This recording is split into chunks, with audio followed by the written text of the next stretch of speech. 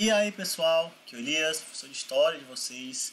Estamos aqui hoje para a gente continuar a nossa discussão sobre o processo violento que foi a escravidão, e tentar entendê-la de forma profunda para que a gente possa ter uma consciência do que significou esse processo e quais são os ecos dessa escravidão no nosso presente, porque apesar de ter sido um processo que ocorreu há pelo menos 200 anos, é um processo que deixou marcas muito profundas na sociedade, no mundo de maneira geral, na história do mundo de maneira geral, e principalmente na sociedade brasileira, que traz uma série de aspectos diretamente ligados a esse processo, que foi o tráfico negreiro e a escravidão. Tá bom? Então é muito importante vocês fazerem a leitura do livro de vocês, anotar, tanto anotar as coisas aqui da aula como também lá do livro, porque geralmente as coisas na aula tem coisas que não tem lá no livro de vocês, então vale a pena anotar, que ajuda na hora de resolver o TD. E, claro, como sempre, dúvidas que surgirem, mandem para mim lá no Google Class que eu vou responder quanto antes, tá bom? Então, vamos lá, a nossa aula, para a gente poder começar. Então, pessoal, hoje a gente vai falar de um aspecto fundamental de se pensar, que é a questão humana, no processo da travessia atlântica, no processo da escravização, por quê? Porque a gente sabe que pelo menos 12,5 milhões de pessoas foram violentamente capturadas, comercializadas, transportadas e, enfim, viveram uma vida extremamente difícil, marcada pela presença da violência. Então a gente sabe que nisso é um número grande, sem dúvida, é um número realmente muito grande. Mas é muito importante que a gente não pense em questão de números, porque eu costumo falar justamente isso, que os números geralmente não conseguem representar de forma clara o sofrimento que as pessoas que passaram por esse processo viviam.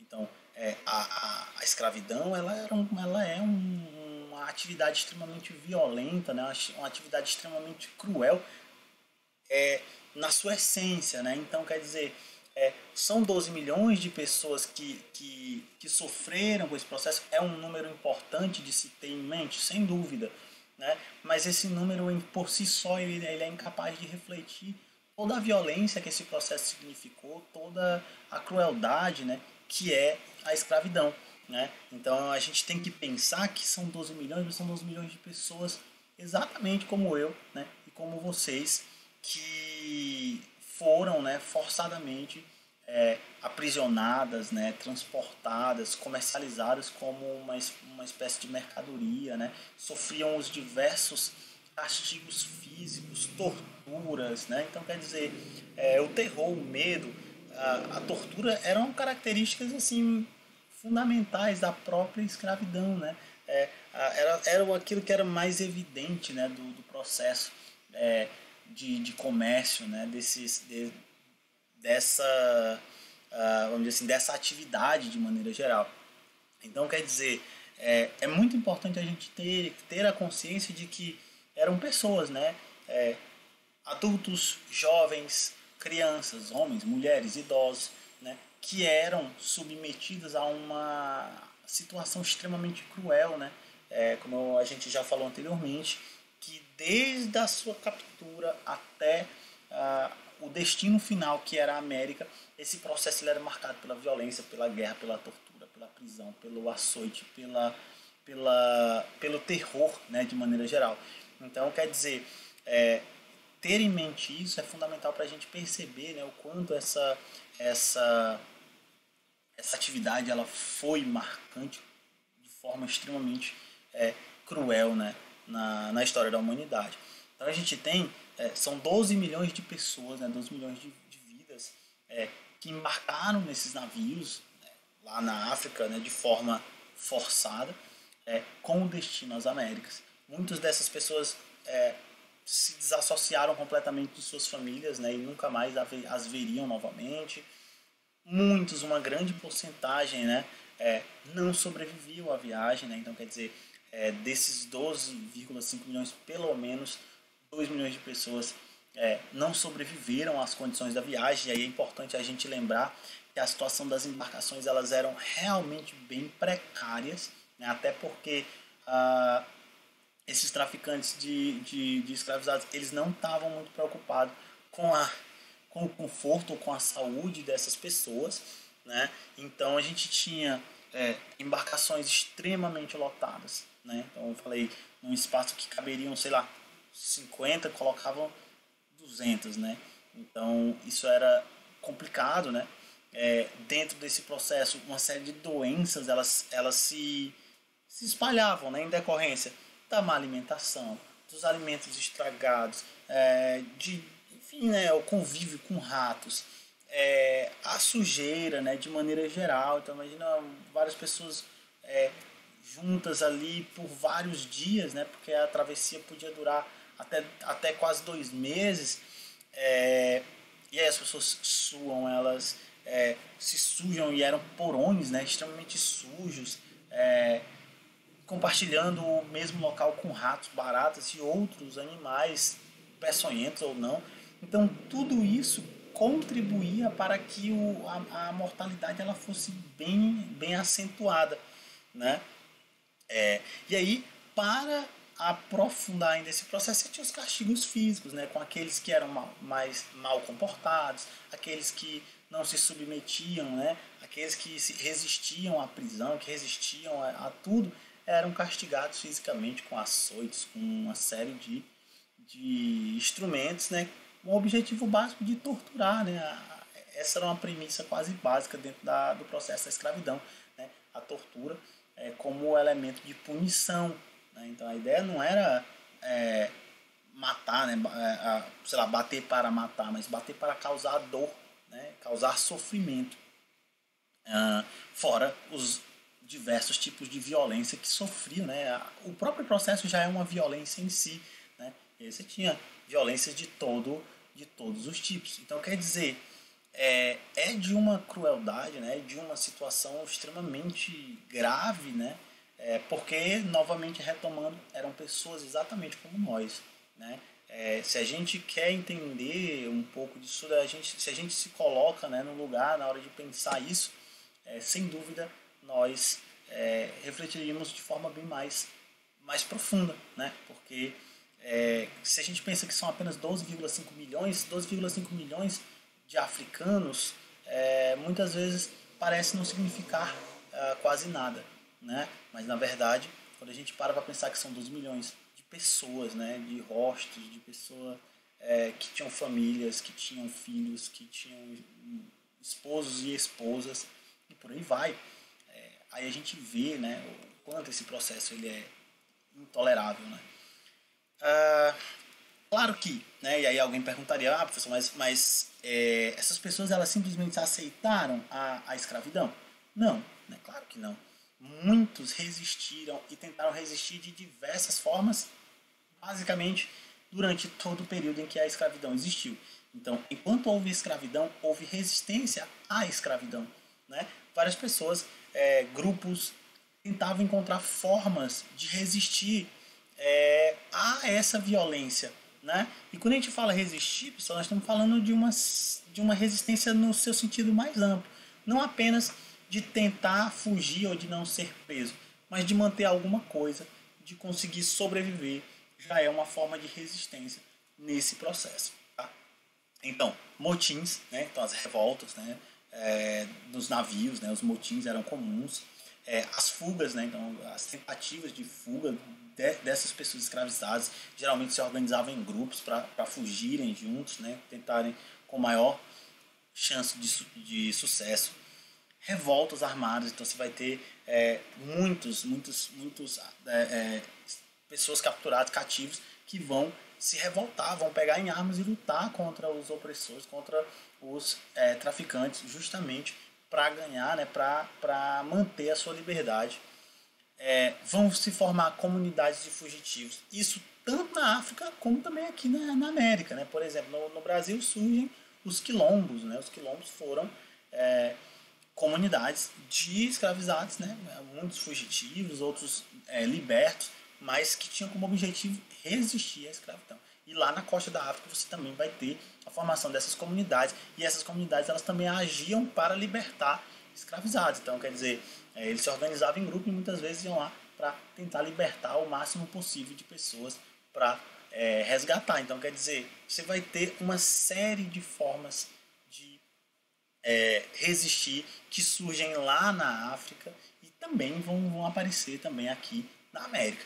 Tá? Então, quando você pensar e se questionar se ele simplesmente aceitava essa escravidão, não.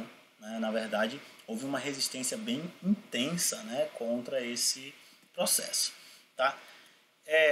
As pressões, o que ocorre também dentro disso tudo é que as pressões da própria economia escravista, e é importante destacar, o aumento, entre aspas, né, da necessidade de mão de obra na América vai exigir dos reinos africanos que se aliaram aos portugueses, aos europeus de maneira geral no processo do tráfico, uma série de medidas aí para poder capturar novos escravizados. Então, quer dizer, lá na África, cada vez mais os pretextos surgiam de forma totalmente aleatória. Então, capturava-se de forma aleatória, né? Uma aldeia inimiga, uma aldeia que não se submetia, ela rapidamente era conquistada e aí os habitantes eram feitos prisioneiros que seriam comercializados, sequestros, enfim, a escravização de pessoa acusada por crime. Então, esses reinos, né, esses agentes ligados ao tráfico de escravos encontravam todos os motivos para poder estabelecer a captura e, claro, o comércio dessas pessoas. Então, quer dizer, de um lado você tem a tentativa de resistência, do outro você tem a tentativa de encontrar os diversos meios para justificar essa atividade extremamente cruel. Tá? E aí, assim, quais são as consequências, né, humanas diretas desse processo da escravidão? O despovoamento de regiões inteiras. Então, tem regiões da África que foram praticamente despovoadas completamente. Então, reinos inteiros, aldeias ou conjunto de aldeias foram varridos, né, capturados e transportados, comercializados como escravizados. Você vai ter regiões que praticamente vão ser esvaziadas de pessoas. A instabilidade política. Por quê? Porque os reinos começam a disputar, né, por esse comércio de escravizados. Começam a disputar, começam a invadir vilas, aldeias, tribos, justamente para aumentar o número de cativos e, consequentemente, aumentar o comércio desses escravizados. Então, isso é outro fator que vai levar ao despovoamento e, claro, à instabilidade política desses reinos, bem como a destruição desses reinos e aldeias e tudo mais. E, claro, depois a desagregação social das populações locais. Ora, aos poucos essas pessoas vão se separando completamente, né? Quer dizer, as populações locais, os grupos étnicos, as tribos, elas vão se separando de tal forma que muitas vezes chega a posteriormente desaparecerem ou transformarem-se completamente em inimigos, né? Povos viram inimigos, povos simplesmente desaparecem, né, em decorrência desse processo de desagregação social. Então veja as consequências da escravidão lá na África, como elas são graves, né? Então, quer dizer, muitos dos problemas que a gente vê na África hoje, não todos, né, claro, mas muitos desses problemas estão ligados a esse processo, né? Esse processo de escravidão que fez com que milhões de pessoas fossem retiradas da África. E aí, claro, com isso também você vai ter escassez de alimentos em determinadas regiões, justamente por falta de pessoas, porque vai diminuir a produção, e aí você vai ter uma queda na economia agrícola. Você vai ter reinos que vão se voltar completamente para a escravidão e vão tornar todas as outras atividades secundárias. Então isso são transformações muito profundas que a escravidão moderna ela trouxe para o continente africano, né? E não só para lá, né? Tem algumas imagens, né, registradas pelo Rugendas, né, um pintor lá do século XIX. Ele registra algumas imagens, né, do processo, né, que refletem um pouco desse processo da violência da escravidão, né? Então você tem aqui um negro, né, um escravizado sendo chicoteado, né? Você vê que outro escravizado faz isso, né, por ordem aqui desses capatazes, né, desses soldados que vão, claro, né, se ele não cumprir a ordem, ele também vai sofrer essas consequências. Aqui no chão já tem outro né, que provavelmente já sofreu com os açoites e aqui e aí tem uma galera aqui tentando ajudá-los. Então, quer dizer, aqui é um processo violento, né, em si, a violência de sofrer a violência aqui, ó, ao cometer essa violência também, né. Então, tudo isso demonstra, né, o quanto a escravidão ela é cruel, né. Aqui o que seria mais ou menos o interior de um navio negreiro, e também pintado pelo Rogendas, né, mais ou menos aí da década de 1830.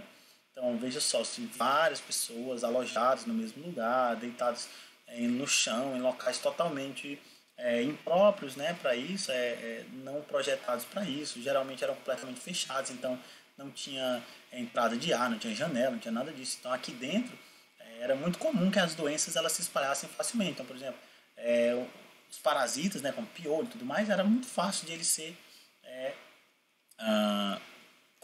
contaminado, né, justamente por conta dessa aproximação, doenças respiratórias, enfim, acabava aqui contaminando muito fácil os demais, né, a má alimentação, tal. Daqui inclusive dá para ver aqui, ó, ele arrastando, né, alguém aqui que está aparentemente desmaiado, né, sofrendo com algum tipo de enfermidade. Então, é isso. Os africanos trazidos para o Brasil, né? O Brasil ele teve uma participação bastante intensa nesse processo da escravidão. Pelo menos 40% de toda a população trazida para a América, né, para ser escravizada, pelo menos 40% ficou no Brasil. Então, o Brasil foi da América um dos países que mais utilizou a mão de obra escravizada africana, né? Então, o Brasil ele tem a escravidão, ela está, de certa forma, aí, incrustada na própria formação do Brasil, né? Então, o surgimento do Brasil está muito ligado a esse processo de escravidão. Inclusive, o Brasil também foi um dos últimos países na América a abolir a escravidão. O Brasil só veio abolir a escravidão em 1888, já no final do século XIX. Vários países já haviam abolido, né, a escravidão ainda na primeira metade do século XIX. O Brasil só veio a abolir no final do século XIX. Então, quer dizer, o Brasil ainda hoje tem a segunda maior população negra do mundo, né, cerca de 100 milhões de pessoas. E olha só, né, o Brasil ele é um país ainda extremamente racista, né, por incrível que pareça, né? Então, quer dizer, muitos vieram, né, esses 100 milhões de pessoas são descendentes, né, principalmente dessas pessoas que foram trazidas de forma violenta para o Brasil para trabalhar nas lavouras de cana, nas minas de ouro, diamante, nas lavouras de café, de algodão, né? Então, quer dizer, vieram, por isso que eu falei, a própria construção do Brasil ela está diretamente ligada a esse processo que foi a escravidão, né? E no Brasil, no caso aqui, você vai ter uma variedade muito grande de povos, então é importante lembrar disso, né? Então não era todo mundo do mesmo povo que veio para a América, de maneira geral, e principalmente no Brasil. Você vai ter vários povos na África que foram capturados e aí não seguia nenhuma ordem muito precisa. No Brasil, principalmente, duas grandes etnias, vamos dizer assim, né, dois grandes grupos linguísticos vieram para cá, né? Então, assim, a maior parte dos escravizados que foram trazidos para o Brasil pertenciam a um desses dois grupos linguísticos, que são os bantus e o iorubás, né? Então, basicamente, são esses dois grandes grupos linguísticos do qual a boa parte da população africana que veio para o Brasil pertencia. Tá? Então, basicamente, um grupo linguístico, a gente vai falar mais sobre eles mais para frente, mas só para adiantar, um grupo linguístico na verdade, não é um povo. Tá? Um grupo linguístico é o conjunto dos povos que falam uma determinada língua ou ainda falam línguas que têm uma origem comum. Então, os bantus têm pelo menos 400 línguas diferentes e aí vários povos falam, né, essas línguas, porque geralmente uma língua às vezes é falada por mais de um povo, mas o que é que elas têm em comum? Todas elas têm o mesmo tronco linguístico, né? Todas elas fazem parte ali de uma família linguística. E a mesma coisa os iorubás, também chamados de nagôs, né? Também fazem parte de um grupo linguístico onde você vai ter várias línguas que têm uma origem comum e aí você tem vários povos que falam essas línguas. Então é importante lembrar isso. Um grupo linguístico não quer dizer um povo, né? Um grupo linguístico quer dizer um grupo com várias línguas que são faladas por vários povos. Tá? Então, basicamente, para o Brasil veio gente da Nigéria, da Costa do Marfim, do Camarões, da Angola, do Congo, da Tanzânia, do Quênia, de Moçambique, da África do Sul e outros locais. Então, quer dizer, você vai ter africanos vindo de várias regiões diferentes, com tradições diferentes, com línguas diferentes, com uma série de características diferenciadas. Quando esses escravizados vêm para cá, aqui é importante, eu já falei anteriormente, também se estabelece uma forma de resistência. E aqui não apenas a forma da resistência prática, a resistência física, no sentido de lutar contra a escravidão, de fugir, de libertar e tudo mais, como a formação dos quilombos e tudo mais, que acontece de forma muito efetiva. Mas também, pessoal, uma forma de resistência muito, vamos dizer assim, importante que ocorre é a resistência, né, a cultural, né, a manutenção de uma série de elementos das culturas de origem dessas pessoas. Essas pessoas resistiram à imposição do cristianismo, à imposição do modo de vida europeu, né, tentando fazer com que algo do seu modo de vida, algo das suas crenças, algo da sua estética permanecesse. Então, isso também é uma forma de resistência, né? Manter esses traços culturais, manter a sua língua, né? Determinadas palavras, dialetos, festas, música, dança, fazer isso, manter isso vivo dentro do processo da escravidão era também uma forma de resistência. Né? Só para você ter como isso é uma forma de resistência, lá na África, não lembro agora exatamente onde, mas lá na África você vai ter a chamada árvore do esquecimento, né? Que era uma árvore onde você acreditava-se que os escravizados, né, os cativos, ao darem voltas na árvore, eles esqueciam tudo, né? A identidade, as tradições, a cultura, enfim, né? Tudo aquilo que eles tinham vivido anteriormente. Eles esqueciam, teoricamente esqueciam tudo. Então os homens tinham que dar 9 voltas, as mulheres tinham que dar 7 voltas para esquecer, né, essa árvore. Isso era uma crença que existia. Então, olha só, isso já é um processo violento, né? Quer dizer, você esquecer quem você é, esquecer a sua identidade, sua cultura, tradição, já é uma forma de violência, né? Você ser obrigado a esquecer isso, esquecer entre aspas. Então, quando essas pessoas vêm para o Brasil e elas mantêm esses traços, isso já é uma forma de resistência, já é uma forma de confrontar, de se opor ao que a escravidão impunha a essas pessoas, né? Então, é desse processo de resistência que surge o que nós chamamos de cultura afro-brasileira. Por quê? Porque quando essas pessoas vêm de lá para cá, elas passam a entrar em contato com os indígenas e com os europeus. E, claro, tanto vão influenciar indígenas e europeus, como também vão ser influenciados por esses grupos, por indígenas e pelos europeus. Então, dessa mistura, né, dessa troca de elementos culturais, desse processo de mistura, né, de hibridismo, como a gente chama, né, você vai ter o surgimento do que nós entendemos hoje de cultura afro-brasileira, que é uma cultura que surge em decorrência da manutenção desses traços africanos, né, de elementos da cultura africana, né, e que se mesclam aos elementos de indígenas, de europeus, e que fazem parte hoje da cultura brasileira, né, e que são um elemento fundamental dessa cultura. Então, quando a gente pensa, por exemplo, nas festas de congada, nos maracatus, na capoeira, o samba, o maxixe, sei lá, a culinária, né, a acarajé, canjica, nas religiões, o candomblé, tudo isso tem uma presença muito forte de elementos da cultura africana que permitiram que essas festas, essa cultura, essas danças, essas músicas, elas se tornassem o que são, né? Então, quer dizer, isso também são formas de resistência que essas pessoas elas estabeleceram para poder manter algo das suas culturas vivo, né? Para manter algo que pertencessem de fato a elas, né? Afinal de contas, elas vinham para um país em que a cultura era diferente, a língua era diferente, as pessoas eram diferentes, e isso vai fazer com que elas mantenham algo, né, de identitário, algo que algo tradicional, algo que remete ao local onde eles viveram, que remete à sua cultura, remete à sua educação e tudo mais, tá? Então é isso.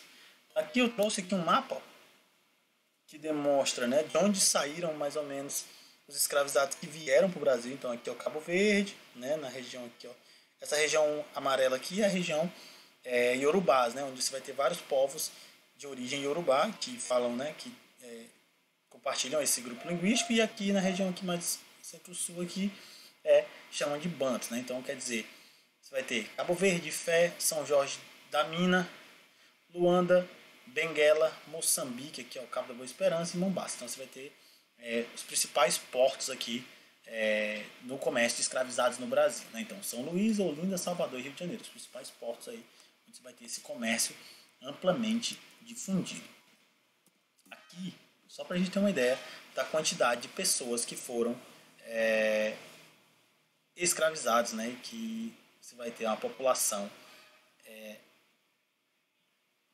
onde a mão de obra negra, né, foi mais utilizada. Então, olha aí, só no Brasil aqui, 4.864.374 pessoas foram escravizadas aqui, só para você ter uma ideia, tá? Então, quer dizer, e aí na América como um todo, né, 2 milhões aqui, 1,8 milhão, 1,1 milhão, então quer dizer, você tem um número bastante acentuado, né? Aqui algumas das manifestações afro-brasileiras que existem, né, que permanecem até hoje, né, como eu falei, graças à resistência dessas pessoas, né, escravizadas que foram, né, que mantiveram traços das suas culturas, traços das suas línguas, das danças e tudo mais, vivos, né, mesmo com toda a imposição violenta por parte dos europeus, por parte da sociedade colonial. Então, aqui uma festa de congada, que é a capoeira, né, muita gente conhece, capoeira que foi também um elemento muito importante na resistência, né, à escravidão por meio da luta física, né? Então a capoeira tem a marca histórica, né, de uma luta fundamentalmente atrelada aí à resistência à escravidão. Então permanece viva até hoje, né, como um esporte aí hoje reconhecido, né, nacional, tá? Então é isso. Então, pessoal, claro que existe muita coisa, né, que a gente poderia discutir, N elementos que a gente poderia trabalhar de forma mais aprofundada, mas de maneira geral, né, é isso. Façam a leitura, tá? Qualquer dúvida que tenha surgido, seja durante a aula ou lá durante a leitura, mandem para mim lá no Google Class, eu vou fazer questão de responder, tá certo? Então, muito obrigado por assistirem e até a próxima.